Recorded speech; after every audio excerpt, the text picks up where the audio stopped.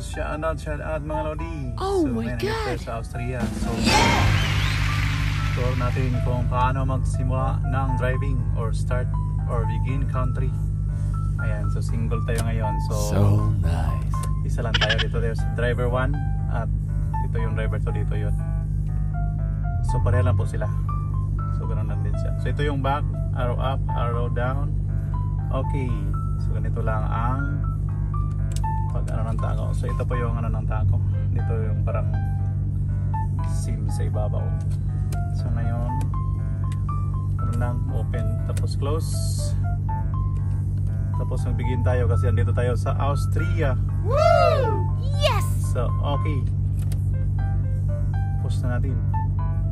So calm down. Ayan. So okay lang din to. Last withdrawal. Ito yung oras ko kanina. Last withdrawal. So okay lang tayo dito lahat. Okay. Pero kailangan magbigay ng ano. Ito po yung rest. Ayong pizza. 17. Kanina yung ano sa last na end of shift. So 10:46.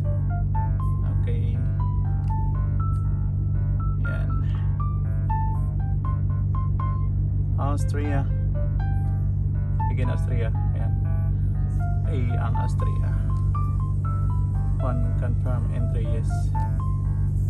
So bago po yan, pagkatapos ay kailangan natin ito. It's meaning ng is iRest.